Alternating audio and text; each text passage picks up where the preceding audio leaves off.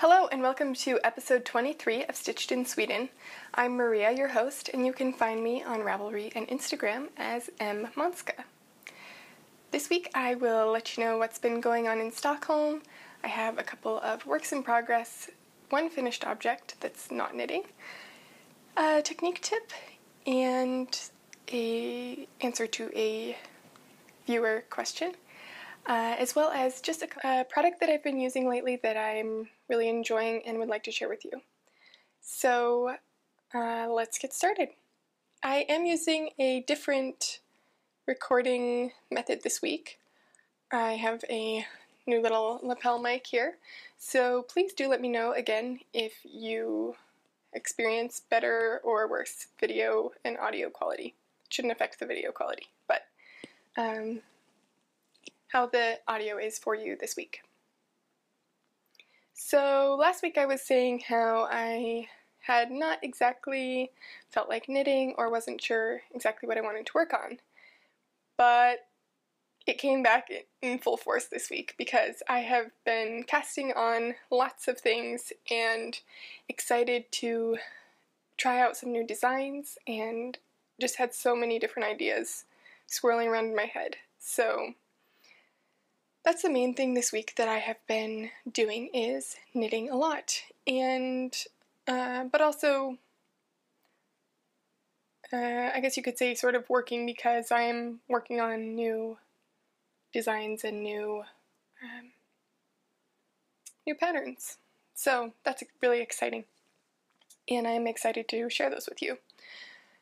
And that's actually something that I wanted to ask you guys about. I have sort of been a little bit hesitant sometimes to show designs that I'm working on the podcast, and I'm not exactly sure where my hesitation comes from. I guess because until it's a published pattern, then the idea is still out there, and so I'm putting something that's my idea into the world before I've put my name on it. So I think that's where my hesitation comes. But the other thing is that right now anyway, mostly what I'm knitting on is things that I'm designing, and I would like to share them with you because I think that it's interesting to hear about different people's design process and also to see the designs develop. So I'm kind of not sure if I should share them with you, but I think that I will, and just hope that no one steals my designs, I guess. Yeah. So anyway, I'll talk about that a little bit later when I show you what I've been working on. First, I wanted to show you something that came in the mail this week. I had been contacted a little while ago by Katie, who is the dyer behind Mint Rain Hand-Dyed Yarns, and she had contacted me to see if I would be interested in trying out some of her yarn for one of my designs. And I said, of course I would. She dyes beautiful yarns. Her shop is on Etsy. It's etsy.com/shop/mintrain. And if you go on that site, you can see she has lots of beautiful color choices for semi-solid, variegated, and also some self-striping yarns. Lots of self-striping. And she dyes in really bright and intense colors. And so anyway, she contacted me and said, did I want to give some of her yarn a try and come up with a design to incorporate the yarn, and I said yes. So I received her package this week, and I'll show you what she sent. So both of these are in her soft sock base, which is 100% superwash merino. It's 490 yards for 100 grams. So it's sort of on the lighter weight of fingering, but to me, I think because it's so plump and springy, it is still could be knit at a gauge for fingering weight. It's definitely not a light fingering, but the yardage kind of suggests that it would be a light fingering. This is a semi-solid, and it is the apple colorway. So here it is. You can see her label there, Mint Rain Hand-Dyed Yarn. And this is the apple colorway, and then she also sent in the soft sock base the bubblegum colorway, which is a semi-solid as well. And so you can see that there's some slight lighter parts there throughout the skein, and that will make a really nice effect in the knitted product. So she sent both of these too, and she said that the color inspiration for these came from this postcard of the Dow Gardens, which are nearby her home. Let's see. They're in the Midwest. I'm not exactly sure where she lives, but they say the postcard says that 20,000 tulips and annuals are planted here each year. So these, I think this bright pink here is where the idea for the bubblegum colorway came from, and then of course the green grass here for the apple colorway. So I'm really excited to see what these will become. I'm not sure if they will be something together or if I will do something with each of them separately. I will probably do something with them each separately just because I don't tend to knit many things in two colors, but I might give it a try. We'll see. Anyway, these are from Katie, who is the dyer at Mint Rain, if I didn't say that yet. And she has offered a discount code for Stitched in Sweden viewers. So if you'd like to check out her shop, again it's etsy.com/shop/mintrain, and you can get 10% off her shop through October 31st by using the coupon code Stitched in Sweden. So I definitely recommend you check that out. I really love the base of that yarn. It's super soft and squishy. I haven't knit with it yet, obviously, because you saw those nice full skeins, but I can tell that these will knit up very nicely. And the color is very intense and saturated. It's really beautiful, so I think these will be really nice. So head on over there if you want to check it out. The other thing that just came in the mail right before I started recording was my microphone, actually. I was recording a little bit late today because of a laundry situation, and it must have just been meant to be, because then the mail came and my microphone popped in the door. So perfect. Got to try it out this week.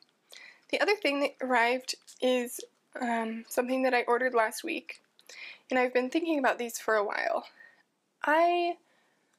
They're knitting blockers, lace blockers, blocking wires. Blockers? Blocking wires. I had a set of blocking wires when I lived in the US, and they were from Knit Picks, I believe. They were long, straight wires, and they came in a long packaging tube, which did not fit in my suitcase when I moved to Sweden, and is also kind of an awkward shape to mail. I have been searching for blocking wires for a little while. I tried to order some online, and the order went through and everything, and then I received a notification that I had been refunded because actually they weren't going to send them because it's too strange of a shape. So I was looking for an alternative, and I posted in the Ravelry group, Stitched in Sweden Ravelry group, if anybody knew where I could find some blocking wires in Europe that were willing to ship to Sweden, basically.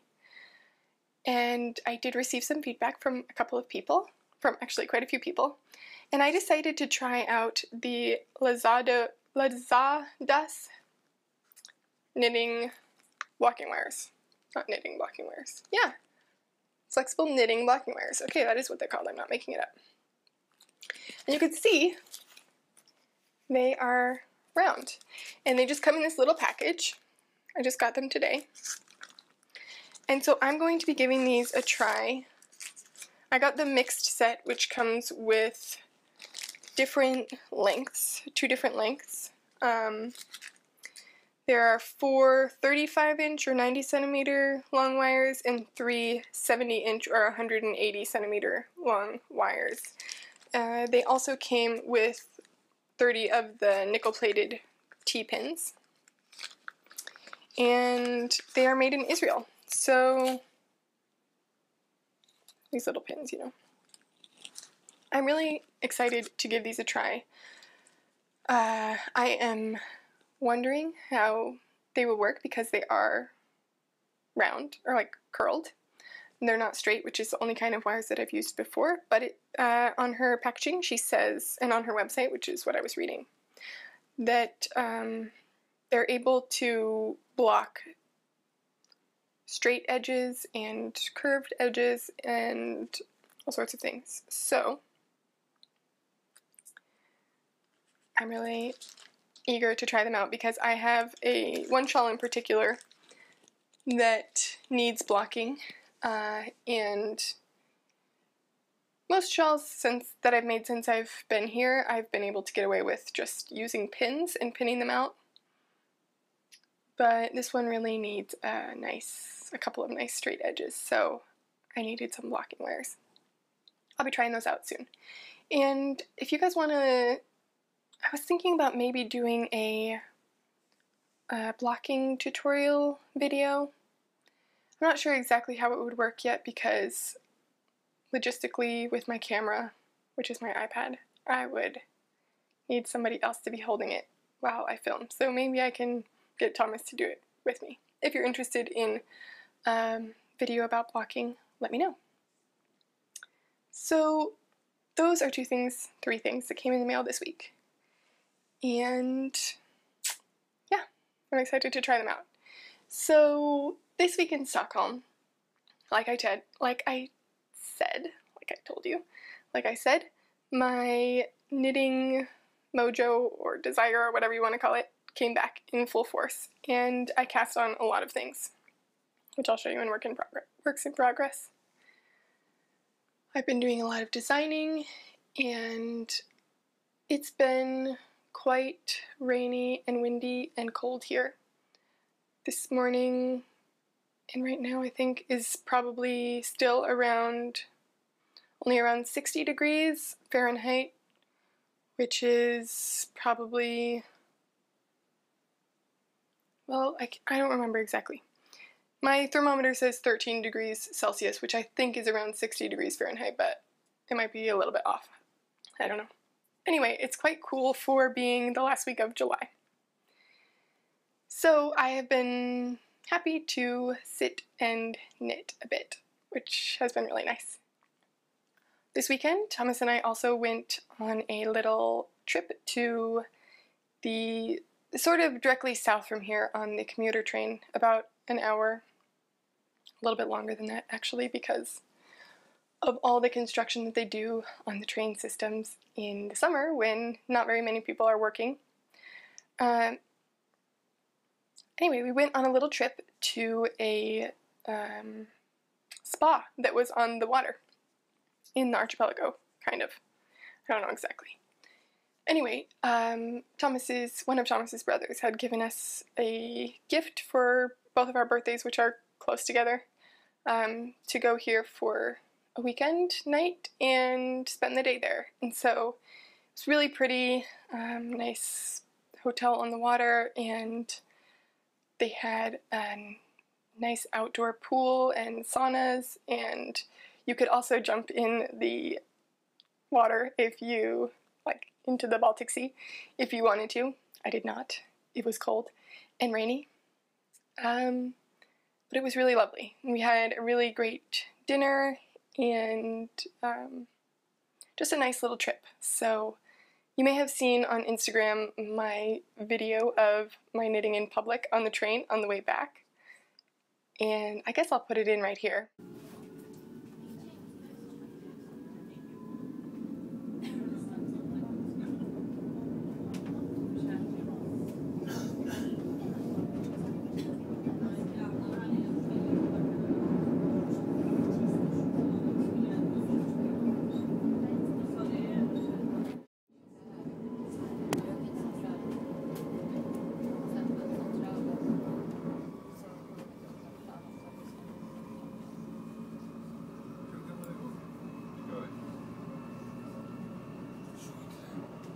It is in real speed. A couple of people had asked if I was, or it's in real time. That's how fast I knit. But yeah, I don't knit in public that often, but when you're sitting on the train for an hour or so, it's easy to pull out your knitting and work on it. So now I will move on to what I've been working on this week. I have not worked anymore on my Komodo cardigan, which I showed you last week in the lace weight that is sort of goldish green color. I didn't work on that this week. I did work on some socks, and I haven't knit socks in a while, and I haven't knit with self-striping socks in even longer, so I thought it would be a perfect opportunity to kind of try to get my knitting mojo back, I guess I'll call it, to cast on these self-striping socks. I'm sure all of you know what this is.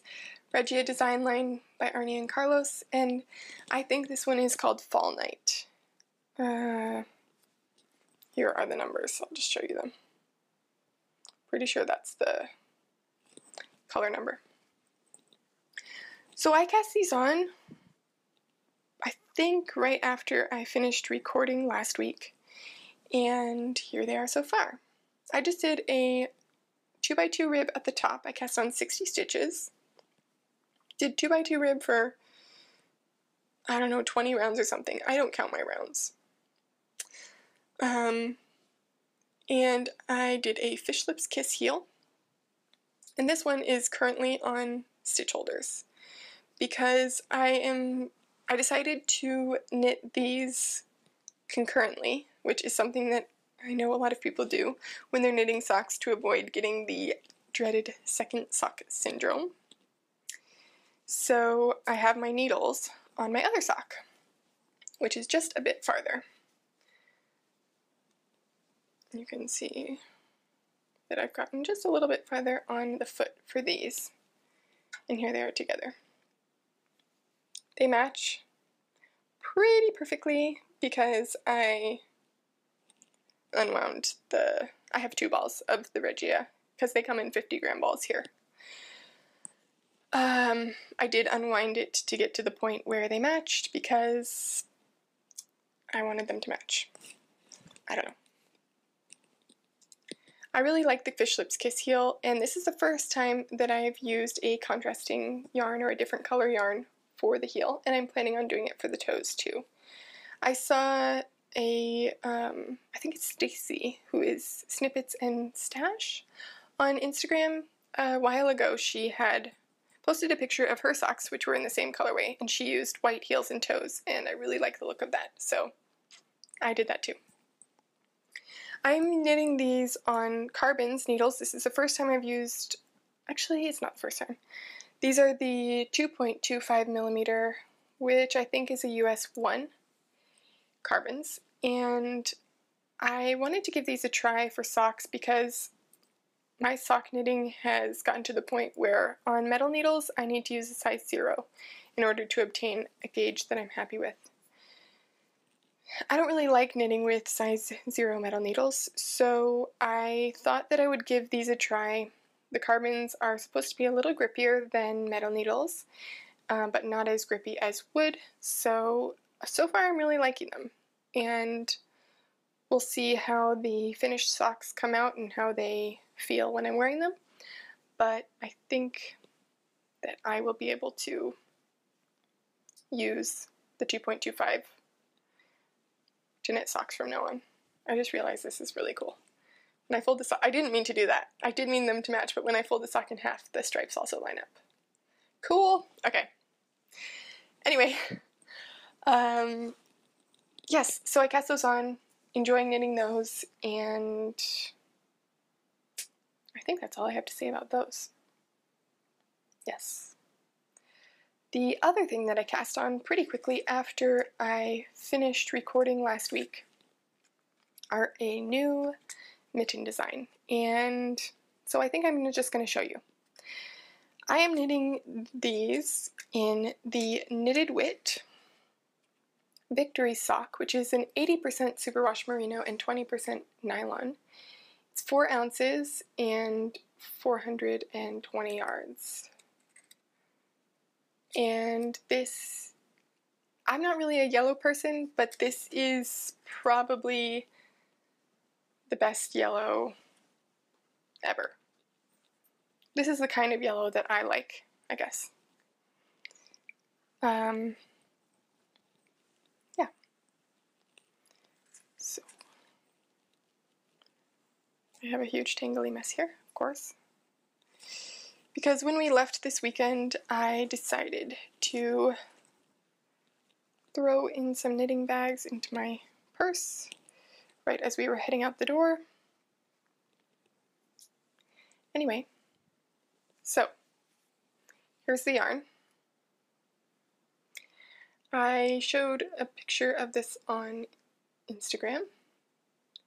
It is slightly greener, if that makes sense, yellow, than it's showing up on the camera, but it's still pretty accurate.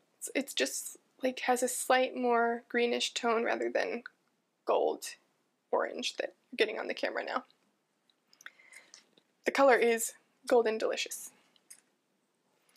And I have knit my new pattern, which will be coming out in the fall, probably around the 1st of September is my plan. And I have knit 1 out of 2 of the Meristem mittens. That's what it's called. So here it is. And you can see that there is a lace detail in the back of the hand that goes into just finishes off with some twisted rib there at the top. The whole mitten has some twisted rib throughout. These sort of leaf motifs, I don't really know, they're not.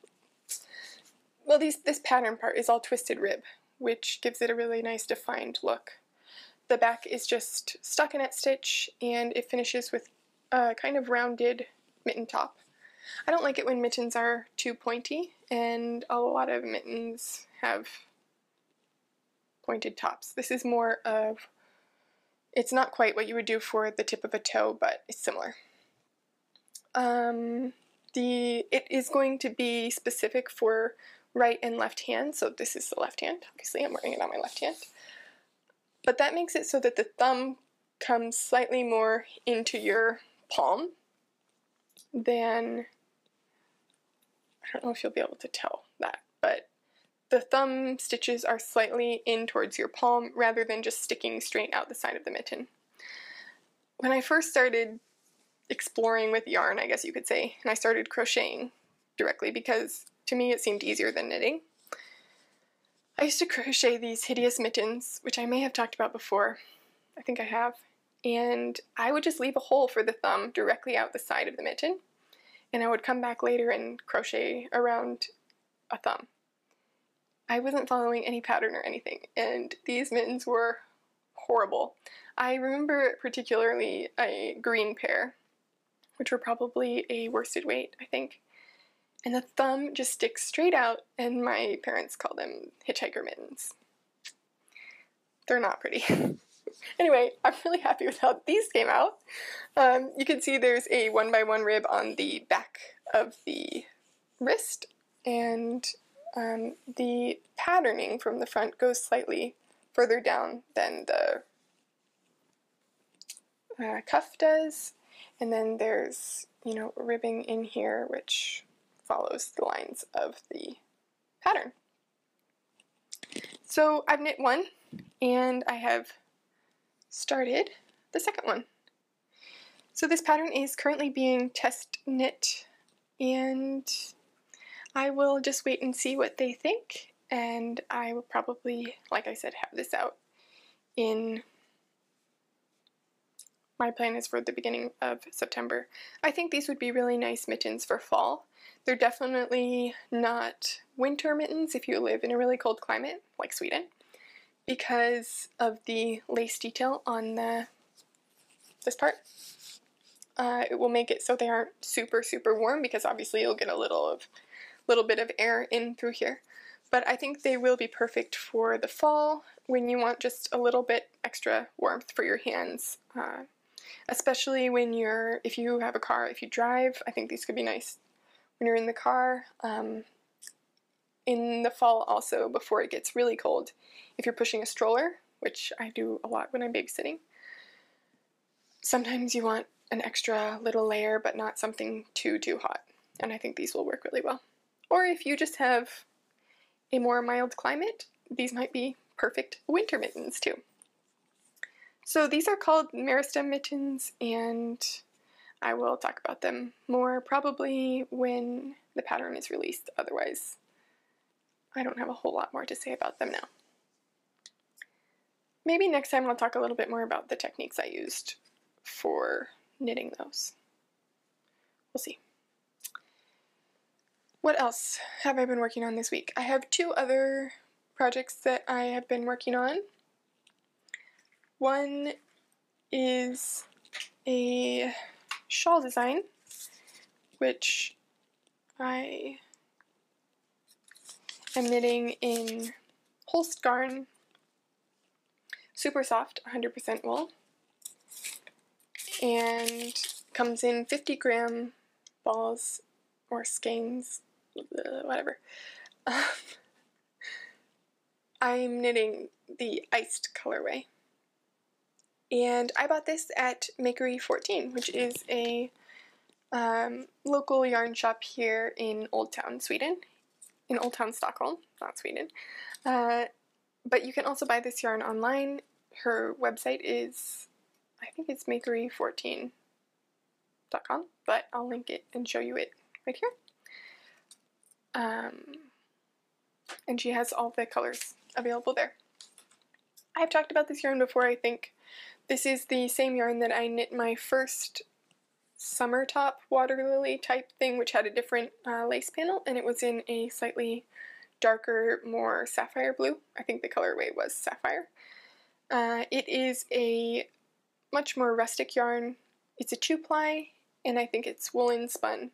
It comes in a cake like this, but I rewind it onto my Niddy Noddy up there, and then soak it and wash it, because this yarn has a lot of spinning oil in it still from the mill when it's sold, and I personally don't like the smell of it. It bothers me when I'm knitting it, and I don't really like the feeling of it in my hands. So I wash it and get rid of that problem, and then it's lovely to knit with. So I'm knitting the beginning of a new shawl design, which I'll show you. This will be a triangular shawl. Okay, the other reason why I don't know if I always want to show you what I'm working on in terms of designs is that sometimes things don't work out, or sometimes you start knitting something and you decide to rip it out, or you have to redo part of it, or I don't know. So I am hesitant to show you something which may or may not become a finished pattern that's available to you in the end. Anyway, I would appreciate your thoughts on that too. So this is going to be, possibly, a triangular shawl, and I just have a tiny bit of it right now, mostly because I've just been working on charting it and things like that. But here it is so far. It's quite difficult to see the lace, but that's it. So just a tiny bit.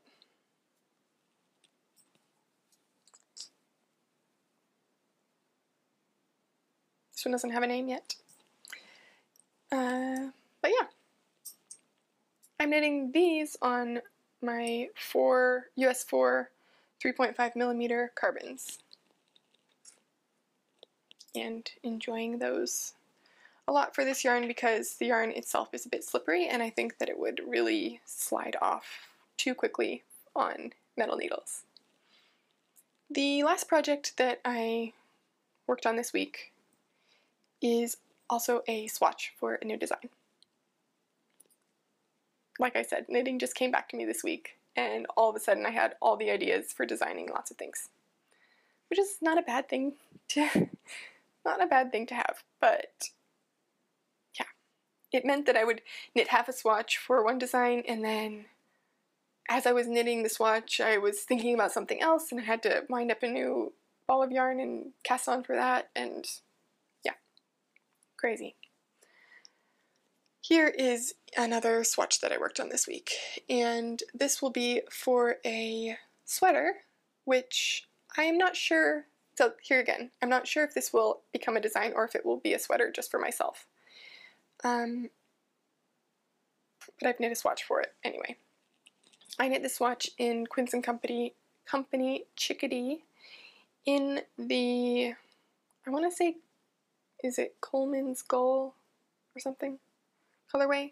It's a leftover bit I had from when I knit the Pomme de Pin cardigan 2 years ago or something. But I decided to swatch in it because I will be using Quince & Company Chickadee in the Egret colorway, which is this lovely off-white cream. And I have 7 skeins of this. This was one of the yarns that my parents brought with them that I had ordered and shipped to their house in the US, and they brought it to me when they came and visited this summer. So I have been waiting to see what I want to knit with that, and I think this is it. So I'll tell you a little bit about my swatch. Now, as you know, I am a firm believer in swatching for sweaters. I don't always do it, but now I almost always do. I don't swatch for shawls most of the time, but I definitely do for sweaters because I want something that I'm going to invest so much time in to fit in the end. So, I want to get the most information out of my swatch as I possibly can because I don't always particularly enjoy the swatching process, I guess you could say. So I cast on a bunch of stitches and knit this from here up. So since this is a design that I'm making up myself, I have more opportunity to try out different things too, because I wasn't sure if I wanted to have a 2x3 rib or a 3x1 rib, so I tried both of them out. The bottom, so I have different ribbing on this half than on this half. I also am going to incorporate some garter stitch into this design, so I did garter stitch on either edge, and I didn't just do one cable because if you did one cable then you wouldn't see how the two cables would interact next to each other, and since in my finished sweater there will be lots of cables next to each other, I wanted to know, what this center connecting part or whatever will look like in the finished piece. So that's why I knit 2 cables on this swatch. And you can see these are quite large cables. And what else? On the bottom ribbing I used a smaller needle, so I did a US 4 for the ribbing, and then I did a 6 for the cable, and then for the top ribbing I used a 6. So you can see that the top ribbing, maybe you can see, is a little wider.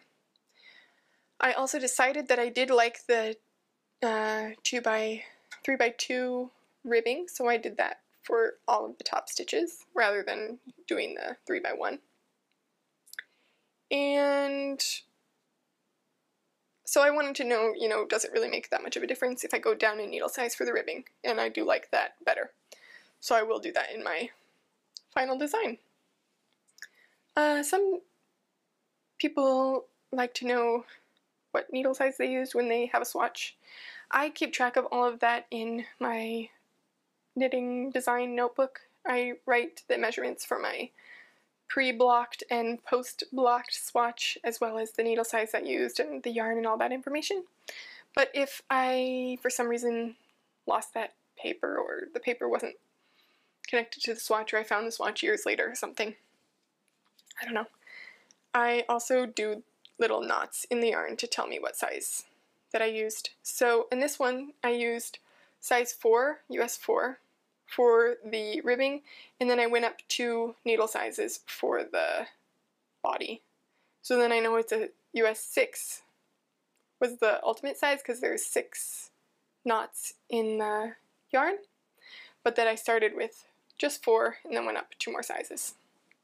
So that's just how I do that. And I do use the US sizes when doing the knots because you can't have a 1/4 of a knot. I know there's other ways of indicating what size you'd use, but that's how I do it. So that's sort of goes in with the techniques tips this week, is just knitting a swatch so that you get all the information that you can out of it, and becomes a little bit more fun because you are sort of going on a little exploration and trying out different techniques and types of stitches and things like that. Okay, so I think now I will talk about my finished objects this week, and I only have one, which is not knitting related, but I showed you it last week, and that is my Tea Time sampler, which I finished, and I decided not to add the border to, so here it is, and it is framed, as you can see. I am not sure if I will keep it in this frame or if the next time that I go to IKEA I will buy the one size bigger, but for now it's in this frame, and it is hanging in the kitchen next to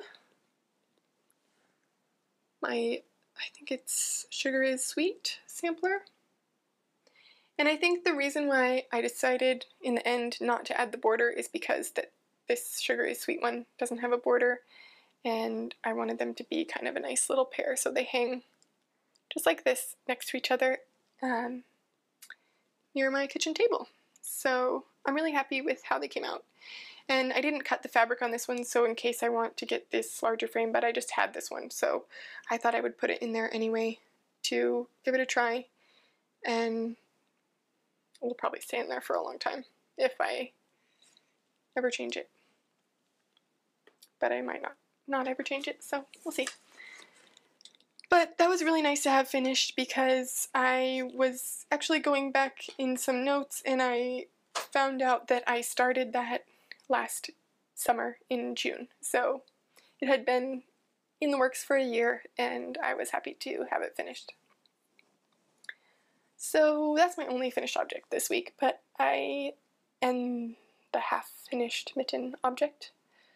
But I'm sure there will be a few more next week because of how much I've cast on and how excited I am to be working on knitting again.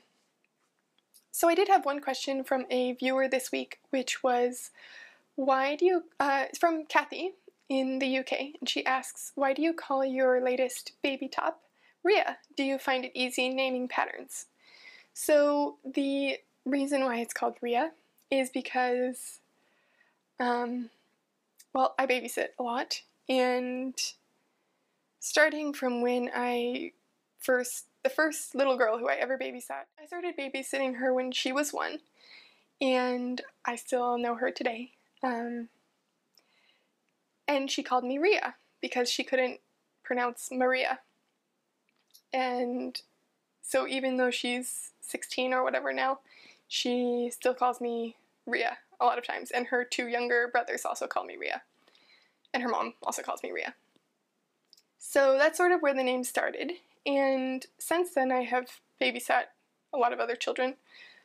Their family was the main one who I babysat for when I lived in the US, but since moving to Sweden, that's one of the main things that I've been doing since I have lived here, and I have thus met a lot of other small children. And there's a time from when they start to talk to when they can start to pronounce words with more syllables, like Maria, 3 syllables, that they call me Rhea, and all of them sort of do. So it's kind of, that's where the name comes from, I guess. Thomas's nephew calls me Rhea or Ia, and another little girl who I babysat before she moved back to the US, she called me Ia, and because Ia isn't really a name that I could spell for a pattern, and because I like the name Rhea a little better, not that I like it better, but just that that's what the name develops into after. It starts out as Ia, and then Ria, and then Maria. So anyway, that's where it came from. It's the Ria vest baby cardigan thing. I find naming patterns incredibly difficult, and I don't know why, but I'm not very good at coming up with names for things in general. I think because I'm a very literal person, and I tend to think of things really scientifically, and I think that might be why I have a hard time coming up with a creative name for something, or just, I don't really know. I think that's why, though. The meristem mittens are called meristem because the meristem is a point in a plant where the plant grows from. So in a bush particularly, or in a shrub, or even like in basil, if you want a plant to grow more like a shrub and not be long and lanky or leggy, then you can snip the apical meristem, which is the tallest sprig or whatever, and that will encourage your plant to grow more widely out. Anyway, so it's a biology term, sort of, but it's the idea that plants grow from this point and go out. So this is kind of like the meristem, and if you look at a biology textbook or something, or botany textbook, then the meristem kind of has this pattern of just a single one of these pattern repeats. So I thought that that's what it looked like, and so I took that name. Anyway, so yes, I find it difficult to name patterns, and that's where Ria comes from. So I talked about my knitting blocking wires, but another product, sort of, that I've been using this week, which I am in love with, is something that only maybe a few of you will find useful, but I thought I would share it with you anyway. I use Excel for designing knitting patterns. I find I'm pretty good at Excel because I've used it before in statistics in school, and I've had to use it a bunch of times. So it's a very usable software for me. When you want to design a knitting pattern, though, you need special symbols to represent the knit stitches for your charts. So if you are going to make knitting charts, which I do because I love knitting from charts, I am making all my patterns now also available as written patterns, just as a side note. Anyway, so you need a special font, or you need the ability to make symbols with knitting symbols for your charts in Excel, or whatever program that you're using. If you're not using a program that is specifically a knitting chart or pattern design software. There are several pattern designing softwares that are available on the web, but a lot of them are quite pricey and have quite mixed reviews of whether or not they work or how compatible they are with other things, like if you're trying to insert a chart then into whatever word processor that you're using to ultimately have it finish into a PDF. Anyway, I was using a free font that was a knitting font, and it was really clumsy and not user-friendly. So I was searching around and I found Stitch Mastery, which you can find at www.stitchmastery.com, and there's both a full-on knitting chart program that you can buy. It's 60 Great British pounds. Or you can just buy the font, which is 10 Great British pounds, which is about $15. So for me, it was totally 100% worth it to try out buying the font. I'm still using Excel for my chart maker, I guess you could say. But having a font that works well and has so many different stitch pattern options is amazingly useful, and there's so many different stitches, and I think you can also make your kind of custom stitches, which I haven't really been able to figure out how to do because, of course, I have an older version of Excel 2008, which is now considered, it's part of their legacy collection because it's a retired software. Because of course you have to upgrade every 2 years or whatever.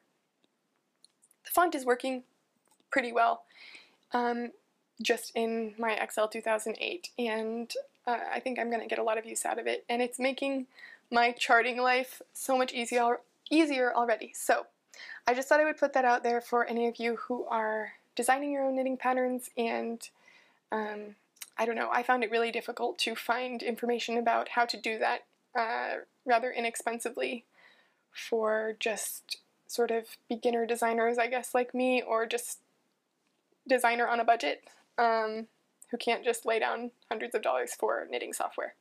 So anyway, that's it. Yeah.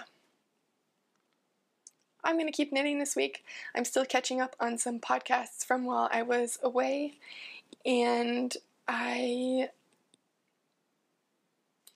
hope to have some new designs out to you soon. So that's it. I hope you have a great week and happy knitting. Bye!